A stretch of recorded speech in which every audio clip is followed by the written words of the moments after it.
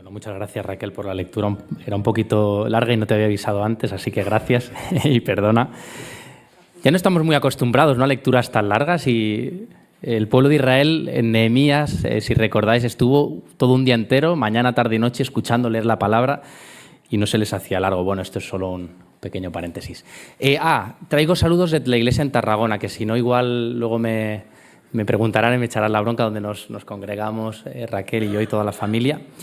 Y eso es lo primero que quiero hacer de la iglesia allí de Fieide también. ¿Sabrías decir cuántas decisiones tomas cada día? ¿Tienes una ligera idea? Bueno, según distintas fuentes contrastadas, coinciden entre sí, no sé cómo se han hecho estos estudios, coinciden en que cada día tomamos entre 33 y 35.000 decisiones. No sé si eras consciente de esto, entre 33.000 y 35.000 decisiones al día. Si quitamos las supuestas 8 horas de sueño, nos quedan, en los minutos que nos quedan un día, nos quedan más o menos una relación de a decisión cada 2 segundos. Con lo cual tú en esta mañana, probablemente desde que me he subido aquí, ya has decidido si vas a escuchar algo de lo que voy a decir o no. Si has decidido que no vas a escuchar, ya has decidido qué postre te vas a tomar, si te lo vas a tomar en la terraza o dentro, ¿verdad? Porque nuestra mente no para de pensar, de cavilar, de decidir, aunque nosotros no seamos muchas veces conscientes, ¿no?, de ese proceso. De hecho, y menos mal, porque si no yo creo que nos volveríamos locos, ¿no?, casi todas las decisiones que tomamos a lo largo del día las tomamos de forma inconsciente. No las tomamos nosotros, entendedme, ¿no? Es nuestro cerebro, nuestra mente, quien actúa por nosotros, porque tiene ya desarrollada una serie de automatismos y de conocimientos, ¿no?, que le permiten tomar esas decisiones sin que nosotros tengamos que hacer uso de la conciencia, ¿no?, y lo hagamos conscientemente, ¿no? Cuando subimos unas escaleras, yo no estoy pensando, no estamos pensando si luego pongo el izquierdo después del derecho o cómo lo hacemos, ¿no? Nuestra mente ya lo hace por nosotros, decide por nosotros, pero muchas otras sí, ¿no? Nos levantamos por la mañana, ¿qué me pongo? ¿Qué desayuno? ¿Me da tiempo? ¿No? ¿Me lo tomo en el coche? Tengo que hacer una llamada, pero es que también tengo que ir al baño. ¿Llamo antes, después, durante? No sé. ¿Cómo lo hago, no? Os reís porque a veces es durante, ¿no? Bueno, como decía, la mayoría de todas esas decisiones conllevan intrínsecamente, implícitamente, una elección. Tenemos que elegir constantemente entre varias opciones, ¿no? Forma parte de nuestro día a día. Y pensando en todo ello, pensaba, bueno, ¿y qué elecciones son realmente importantes para nuestra vida? Porque hay muchas que son intrascendentes totalmente, ¿no? Café o té esta mañana, pues bueno.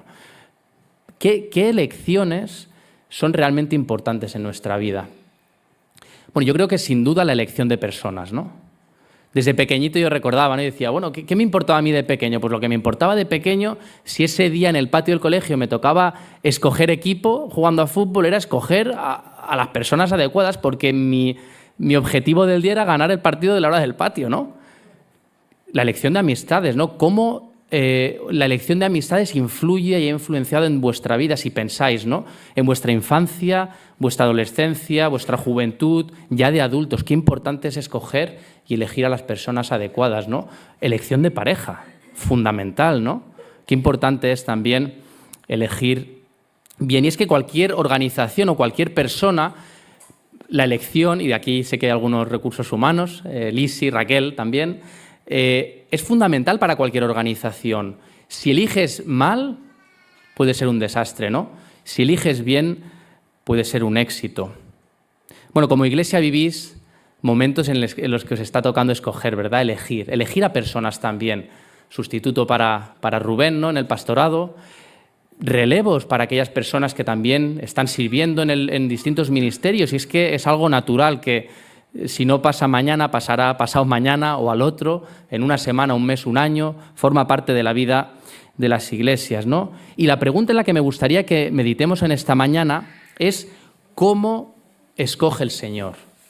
Porque la Biblia puede leerse en muchas claves, pero también puede leerse en clave de decisiones. La Biblia está llena de cientos de miles de decisiones que toma Dios y que toman los hombres a lo largo de la historia y que determinan, sin duda, cuál va a ser pues el destino de los hombres y lo que va a pasar con nosotros, ¿no? Cómo nos vamos a mover, a desarrollar en este mundo y qué va a pasar incluso a futuro. Génesis 1.1, Decisión primera. En el principio, Dios, ¿qué decide hacer?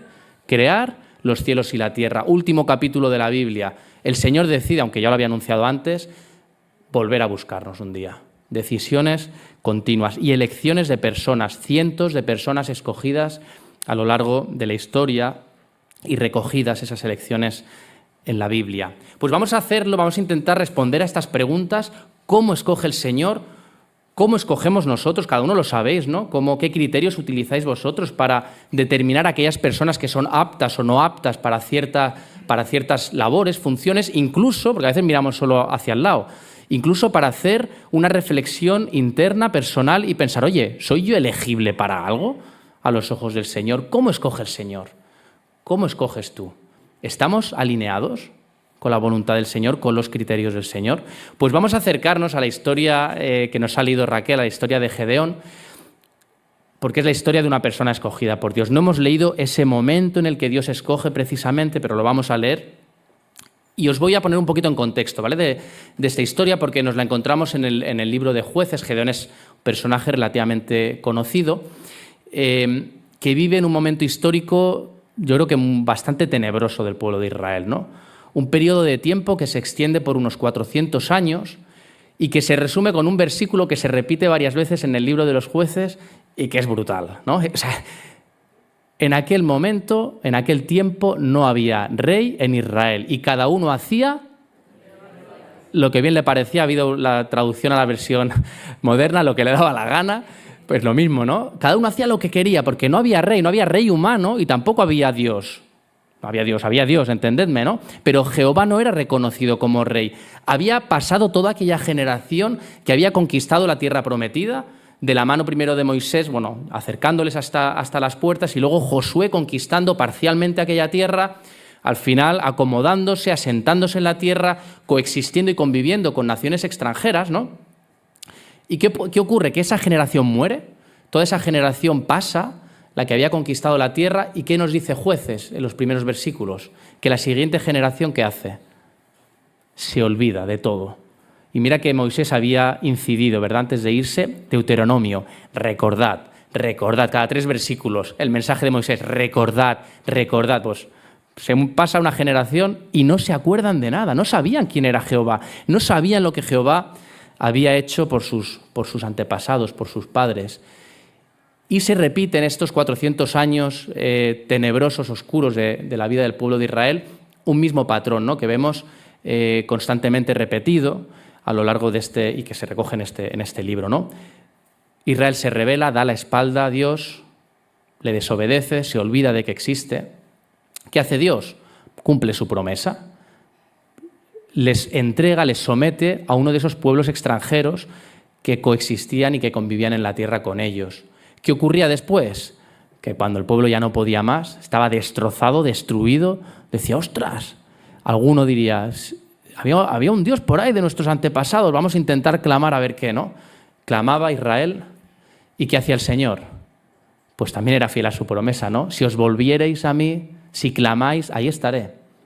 Y el Señor les liberaba. Rebelión de Israel, sometimiento a un pueblo extranjero, clamor de Israel al Señor y liberación de ese sometimiento por la mano de uno de esos jueces, de ahí que se llame el libro de los jueces o de los héroes, y uno de ellos fue Gedeón. Fijaros, capítulo 6, estamos en el capítulo 6 de Jueces, Raquel ha leído a partir del versículo 25.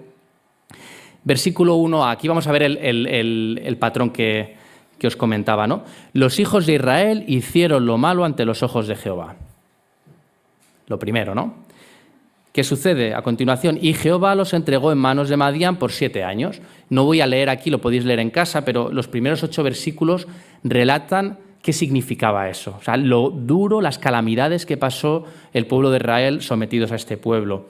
¿Qué hacía después Israel? Versículo 7, cuando ya no podían más. Y cuando los hijos de Israel clamaron a Jehová, ¿qué hizo Jehová? Vamos a leer de aquí en adelante. Del 8 en adelante. Jehová envió a los hijos de Israel un varón profeta, el cual les dijo, así ha dicho Jehová, Dios de Israel, yo os hice salir de Egipto y os saqué de la casa de servidumbre. El Señor les recuerda, ¿no?, lo que había hecho por ellos. Os libré de la mano de los egipcios y de mano de todos los que os afligieron, a los cuales eché de delante de vosotros y os di su tierra. Y os dije, yo soy Jehová vuestro Dios. no temáis a los dioses de los amorreos en cuya tierra habitáis, pero no habéis obedecido a mi voz. Lo que os ha pasado por vosotros, por vuestra desobediencia. Yo he sido simplemente fiel, ¿no?, a lo que ya os anuncié. Y vino el ángel de Jehová, dice el versículo 11, y se sentó debajo de la encina que está en Ofra, la cual era de Joás Abiercerita, y su hijo Gedeón estaba sacudiendo el trigo en el lagar para esconderlo de los madianitas. Y el ángel de Jehová se le apareció y le dijo: Jehová está contigo, varón esforzado y valiente. Le dijo a Gedeón. ¿Cómo era Gedeón? Porque eso es lo que le dice Gedeón, pero hemos leído un trozo de la historia, versículos 25 al 40. ¿Qué hacía que Gedeón fuese una persona elegible y llegase a ser un escogido del Señor para tan importante misión, ¿no?, como era liberar a su pueblo del sometimiento, de la esclavitud de aquel pueblo extranjero? Seguimos leyendo. Y Gedeón le respondió, y aquí vamos a empezar a ver cómo era Gedeón: «Ah, Señor mío, si Jehová está con nosotros, ¿por qué nos ha sobrevenido todo esto? ¿Y dónde están todas sus maravillas que nuestros padres nos han contado diciendo: ¿no nos sacó Jehová de Egipto? Y ahora Jehová nos ha desamparado y nos ha entregado en mano de los madianitas». Y mirándole, Jehová le dijo: «Ve con esta tu fuerza y salvarás a Israel de la mano de los madianitas. ¿No te envío yo?». ¿Y qué le responde Gedeón?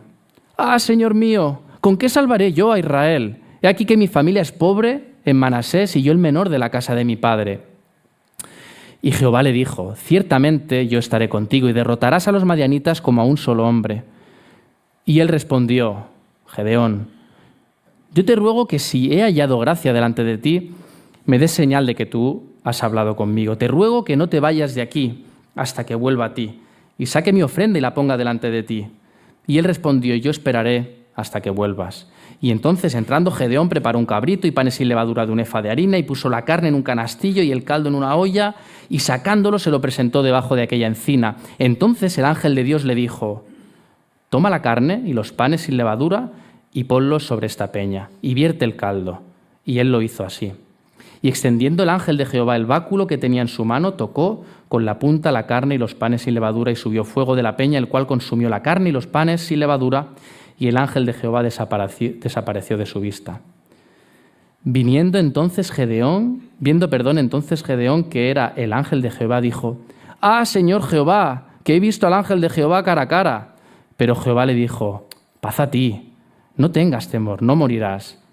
Y edificó allí Gedeón altar a Jehová y lo llamó Jehová Salom, el cual permanece hasta hoy en Ofra de los Abiezeritas.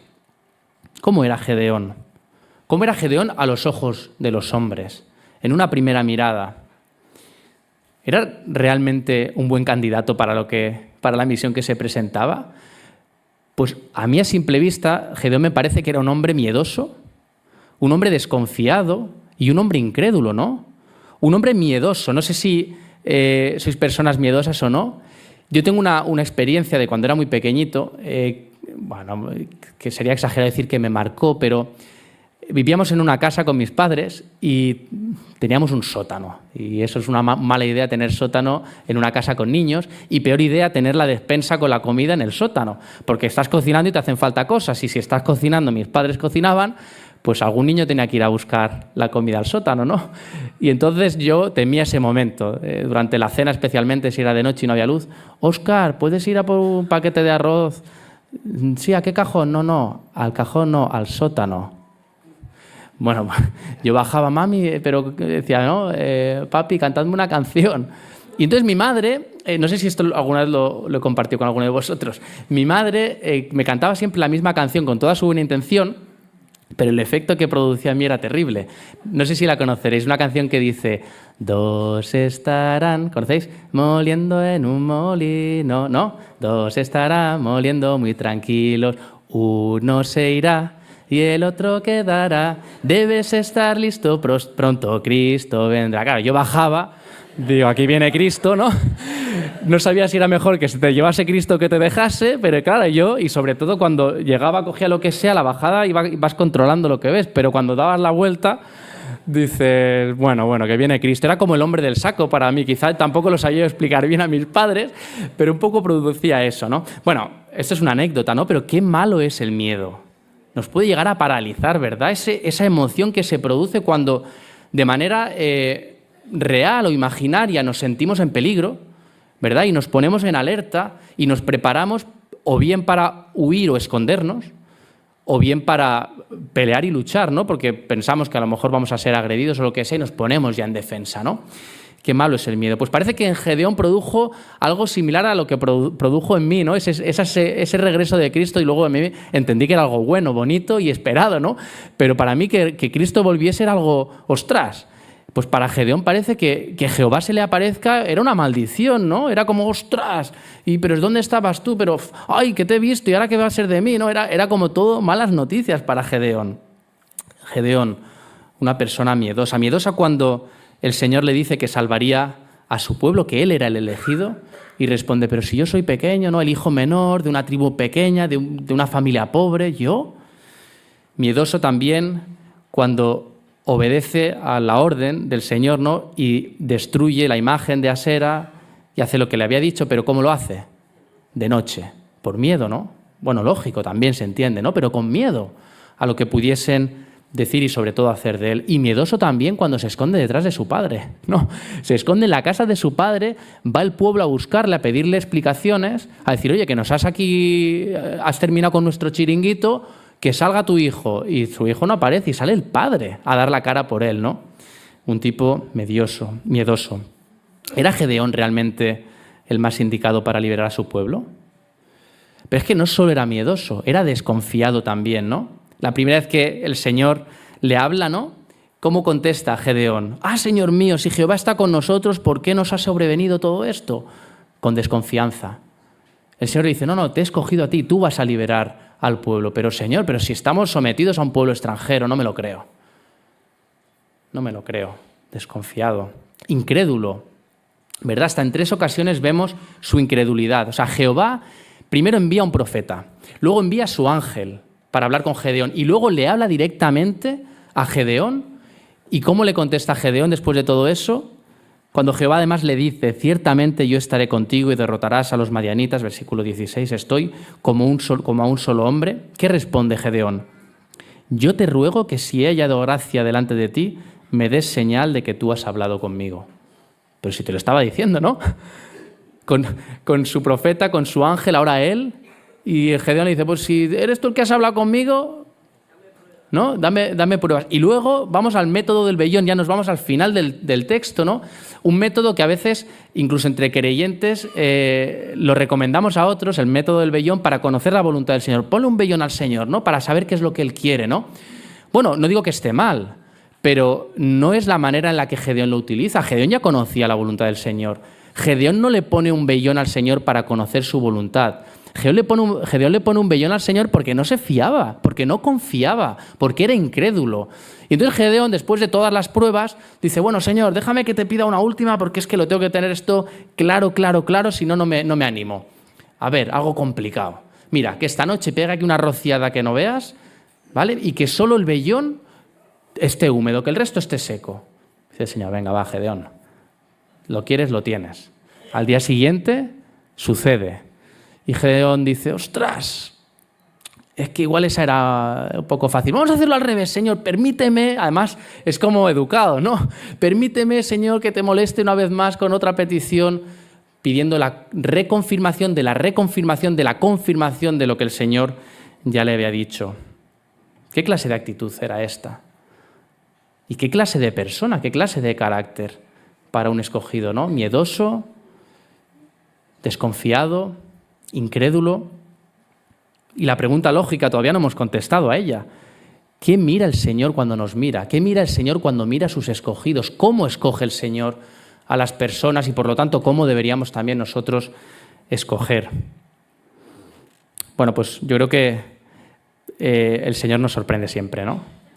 Siempre nos sorprende. Contra toda lógica, el Señor se dirige la primera vez que habla con Gedeón como Gedeón, hombre, lo hemos dicho antes, esforzado y, lo contrario a miedoso, y valiente. Hombre esforzado y valiente. Pero no solo eso, hemos dicho que era miedoso, pero que era desconfiado y falta de fe. ¿Sabéis dónde aparece después de esta historia Gedeón? Hebreos 11. ¿Los héroes de qué? De la fe. Los héroes de la fe. Gedeón, ¿de verdad era un héroe de la fe? Pues Gedeón aparece en Hebreos 11 como un referente de fe. ¿Cómo respondemos a esta contradicción, ¿no? ¿Cómo explicamos esta aparente contradicción? ¿Cómo es posible? Bueno, ahora contestaremos, ¿no? Pero la primera enseñanza, yo creo que la principal, si con algo creo que debemos quedarnos en esta mañana, es con que el Señor no escoge como escogemos los hombres, que el Señor no mira como miramos los hombres y que el Señor no ve lo que vemos los hombres. Hay algo diferente, ¿verdad? Mucho cuidado, y eso nos tiene que poner también en alerta, cuando tengamos que escoger personas en nuestra vida, personas para la vida de iglesia, cuando tengamos también que autoevaluarnos a nosotros mismos para ver cómo estamos, ¿verdad? Mucho cuidado con hacerlo como lo hace el mundo. Y esto podríamos extrapolarlo a otras situaciones, ¿verdad? Mucho cuidado cuando aquellas cosas que parecen justas, buenas, agradables incluso a Dios y que el mundo nos vende como tal. Decimos, oye, ¿por qué no también para nosotros, para nuestras vidas, para los creyentes, para la iglesia? Mucho cuidado porque el Señor también nos sorprende con eso, ¿verdad? Porque su lógica no es nuestra lógica, porque su justicia no es nuestra justicia, porque para nosotros lo justo es que los culpables paguen, ¿verdad? Por sus malas obras. Para el Señor lo justo fue que el que no tuvo culpa muriese en una cruz, contra toda lógica humana. Para nosotros lo justo es que aquellos que hacen méritos merezcan y logren sus éxitos. Para el Señor la salvación es un regalo, es por gracia, no hay nada que podamos hacer. La lógica de Dios no es nuestra lógica y creo que esto debería ponernos siempre en alerta. No digo que sea siempre malo, digo que debería ponernos siempre en alerta cuando de manera un poco sutil, ¿no?, acabamos aceptando en nuestras vidas o en las vidas de nuestras iglesias enseñanzas que el mundo promueve como aparentemente buenas, justas, y parece que lo son, y en muchos casos lo son, no estoy diciendo que no lo sean, pero creo que debemos tener esa alerta y ponerlas en cuarentena y mirarlas siempre a la luz de la palabra para juzgarlas con los ojos del Señor y no con los nuestros. Bueno, ¿y cómo era Gedeón? Y ya sí que vamos a la siguiente parte, ¿no? Hemos visto cómo era Gedeón a los ojos de los hombres, a nuestros ojos, cómo era Gedeón a los ojos de Dios. ¿Qué le hacía ser una persona especial, escogida por Dios, y qué hacía que Dios le llame valiente, esforzado y le reconozca como alguien de fe? Bueno, pues Gedeón era un hombre miedoso, sí, pero también era temeroso de Dios. Gedeón era un hombre desconfiado, sí, pero era también un adorador. Y Gedeón, hemos dicho que era un hombre incrédulo, lo era, pero era también un hombre obediente. Gedeón era temeroso, lo primero. ¿Qué es temer a Dios?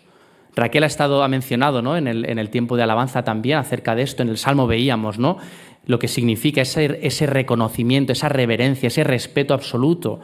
Hebreos, no tenemos una definición en la Biblia académica sobre el temor de Dios como la tenemos sobre la fe, por ejemplo, pero sí que en Hebreos encontramos un versículo donde se nos habla y se nos explica en qué contexto se tiene que desarrollar el temor por el Señor. Dice, así que recibiendo nosotros un reino inconmovible, tengamos gratitud y mediante ella sirvamos a Dios agradándole con temor y reverencia, porque nuestro Dios es fuego consumidor. Eso significa temer a Dios, rendirnos a Él por dos cosas, por quien Él es, y Raquel ha listado un montón de cosas, en este texto dice, porque Él es fuego consumidor. Nos guste o no nos guste, esté de moda o no esté de moda, el Señor es fuego consumidor, pero no solo por quien Él es, por lo que Él ha hecho por nosotros. ¿Qué nos ha dado? Dice el versículo, un reino inconmovible. El Señor nos ha dado un reino inconmovible y esto tiene que movernos a temerle. Y Gedeón se muestra temeroso de Dios y se muestra así en dos ocasiones, ¿no?, por lo menos en este texto, ¿no? La primera es cuando él reacciona a la aparición de Jehová, del ángel de Jehová, y él sí conocía, el pueblo había olvidado quién era Jehová, pero él sí había guardado en su corazón. No sabemos cómo, no sabemos cuál había sido su proceso, pero él dice, lo que tú hiciste para sacar a mis padres de Egipto, ¿no? Él conocía la palabra, él temía al Señor. Y lo segundo, cuando él tiene ese encuentro con Jehová, ¿cómo reacciona? Dice, ay Señor, que te he visto cara a cara, ¿no? He visto al ángel de Jehová cara a cara.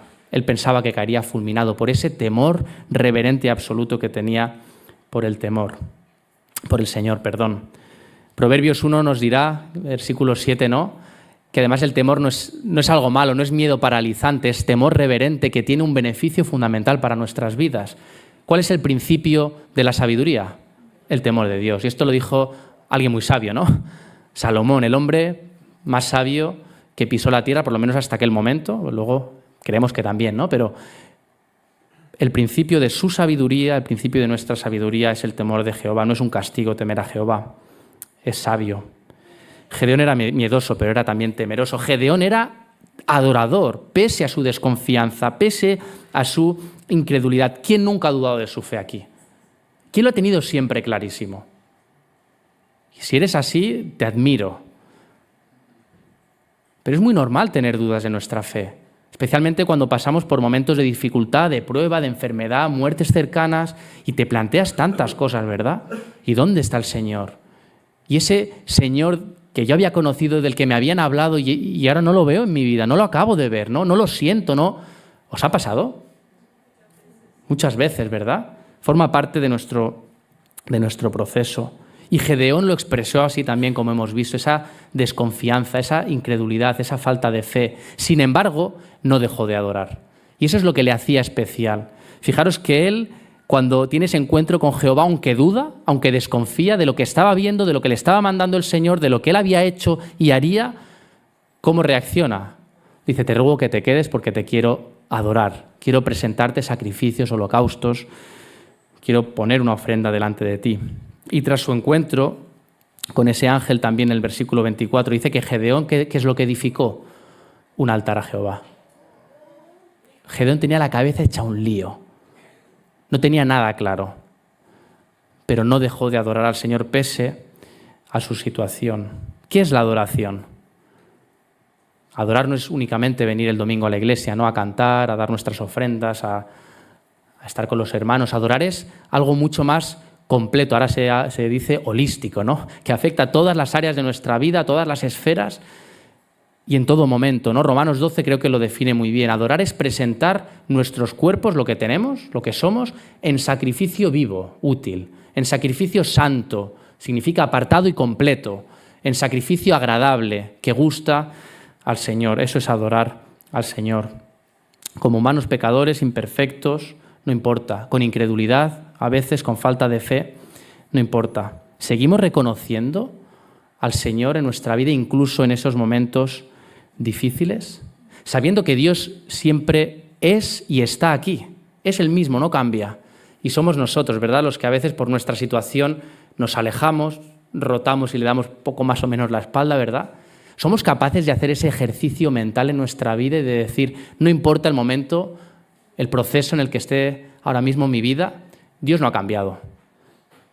Y quiero seguir adorándole pese a mi incredulidad, pese a mis dudas, pese a mi falta de fe. Y en tercer lugar, la tercera virtud espiritual que tenía Gedeón, que le hacía ser un hombre especial, un hombre elegible y escogido por Dios, la obediencia, ¿no? ¿De qué sirve temer al Señor? ¿De qué sirve adorar al Señor si luego hago lo que me da la gana? Si no me importa lo que me pida, ¿no? Es ilógico, no tiene sentido. Es una consecuencia natural, la obediencia, del temor y la adoración. Si temo a Dios por quien Él es, fuego consumidor, por lo que Él ha hecho por mí, la salvación, si le adoro precisamente reconociéndole y diciéndole, te quiero entregar mi vida entera, en mi cuerpo, en sacrificio vivo, santo, agradable a ti, pero no quiero hacerte ni caso en lo que me... O sí, pero en esto de aquí no. Es incongruente, no tiene sentido, ¿verdad? Hay una incoherencia tremenda. Los tres aspectos tienen que ir fuertemente unidos. Y Gedeón era un hombre obediente, así también lo demostró, ¿no? Fijaros por lo menos hasta en 2 ocasiones cuando el ángel de Dios le dijo, toma la carne y los panes y levadura y ponlos sobre esta peña, cuando le dio instrucciones de cómo presentar ofrenda, y vierte el caldo. ¿Y qué hace Gedeón? Y él lo hizo así, como tú me pidas. O cuando Jehová, la segunda vez que lo encontramos, ¿no?, le dice en el versículo 25 al 27, mira, pues ves, lo primero que te voy a pedir, Gedeón, ves, coge un toro del hato de tu padre, ¿no? Y además vas a coger la imagen de Asera, la vas a destrozar, vas a presentar sacrificio a ese toro y vas a hacer fuego con la madera de esa imagen. ¿Y qué hace Gedeón? Gedeón tomó 10 hombres de sus siervos e hizo como Jehová le dijo. Obedeciendo Gedeón a Jehová, porque podemos pensar, bueno, le está dando unas instrucciones y Gedeón obedece y ya está, ¿no? No. Gedeón estaba acabando con el patrimonio de su familia. ¿Somos conscientes? Jehová le pedía a Gedeón que presentase ofrenda de aquel toro del hato de su padre, una familia pobre, en una tribu pobre, y que cogiese esa imagen que custodiaba a su padre, seguramente para el pueblo, a lo mejor tenían un lugar donde tener esa imagen, y que destrozase esa imagen. No era fácil. Pues podemos decir, bueno, si el Señor me pide algo que me es sencillo, pues lo hago, ¿no? Gedeón obedeció pese a lo que eso significaba y pese a las consecuencias que tuvo, que hemos visto más tarde, ¿no? Como el pueblo fue a pedir su cabeza. Como decía, el temor del Señor o el temor por el Señor y la adoración tiene que movernos a la obediencia. Y si no nos mueve, no vale de nada. ¿Recordáis cómo acabó la historia del primer rey de Israel después de este periodo de los jueces? Saúl. ¿Qué pasó con Saúl? Mirad lo que le dijo Samuel. Saúl era un hombre temeroso de Dios a priori, adorador, quiso presentar además ofrenda al Señor, pero quiso hacerlo a su manera, ¿no? Se saltó las normas. ¿Qué sucedió? Samuel 15, primer libro de Samuel 15, 22, 23. Y Samuel dijo: ¿se complace Saúl Jehová tanto en los holocaustos y víctimas como en que se obedezca a las palabras de Jehová? Ciertamente el obedecer es mejor que los sacrificios y el prestar atención que la grosura de los carneros, porque como pecado de adivinación es la rebelión, la desobediencia a Dios. Y como ídolos e idolatría, la obstinación. Por cuanto tú, Saúl, desechaste la palabra de Jehová, desobedeciste la palabra de Jehová, Él también te ha desechado para que no seas rey. No vale hacer las cosas a nuestra manera. No tiene sentido. Gedeón, un hombre miedoso, desconfiado, incrédulo, pero temeroso, adorador y obediente. Qué ejemplo, ¿verdad?, para nosotros también en esta mañana. Y voy concluyendo, que sé que tenemos poco tiempo. Decía al principio que la vida va de escoger, ¿no? Y eso yo creo que todos lo tenemos claro. Y especialmente de escoger a personas. Casi siempre Dios nos sorprende escogiendo a lo largo de toda la Escritura. Hemos visto el ejemplo de Gedeón, pero podríamos haber visto muchos otros ejemplos, ¿no? Abraham, padre de la promesa dada a todos nosotros, que nos ha llegado hasta hoy, padre del pueblo de Israel, el patriarca, ¿no? Uno de los patriarcas o el patriarca por excelencia, un hombre cobarde y mentiroso, ¿no? Que presentó a su esposa como una pariente en Egipto para poner a salvo su cabeza, ¿no? O sea, vendió entre comillas a su mujer, escogido por Dios. Moisés, asesino a un egipcio, se llama ser asesino, ¿no? Y evasor de la justicia, porque ni siquiera enfrentó, ¿qué hizo? Huir al desierto, 40 años, ¿no? Escogido por Dios para liberar a su pueblo de la esclavitud en Egipto. David, un hombre conforme al corazón de Dios, adúltero y asesino. Los apóstoles, personas sencillas, ¿no?, despreciables en su sociedad, en el contexto en el que vivían, por su sencillez, por su mediocridad, entendedme, ¿no? Escogidos por Dios, por Jesús, para llevar a cabo su obra, para fundar las primeras iglesias y extender su reino. Pedro, que negó a Jesús, se convirtió en uno de los pilares de la iglesia. Pablo, asesino de cristianos, uno de los principales ministros y embajadores de Cristo en el primer siglo. Esa es la realidad. Y cuando miramos a nuestras vidas y miramos a nuestro alrededor, yo creo que podemos hacer nuestras las palabras que Pablo comunicó y transmitió también a los corintios, ¿no? En Primera de Corintios, cuando dijo: pues mirad, hermanos, vuestra vocación, que no sois muchos sabios, según la carne, ni muchos poderosos, ni muchos nobles, sino que de lo necio del mundo escogió Dios para avergonzar a los sabios, y lo débil del mundo escogió Dios para avergonzar a lo fuerte, y lo vil del mundo escogió Dios para avergonzar a lo fuerte. Y lo vil del mundo y lo menospreciado escogió Dios, y lo que no es, para deshacer lo que es. 1 Corintios 1, versículos 26 en adelante. ¿Por qué escoge el Señor así?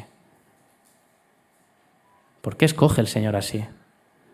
Porque Él no necesita grandes visionarios, Él no necesita líderes carismáticos, porque Jehová es el guía.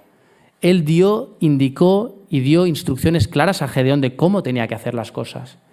No necesita grandes visionarios, porque Él no necesita personas aptas. ¿Qué hizo el Señor con Gedeón? Darle su espíritu, versículo 34. El Espíritu de Dios entró en Gedeón. Jehová es el dador. Porque Él no necesita a personas que no duden.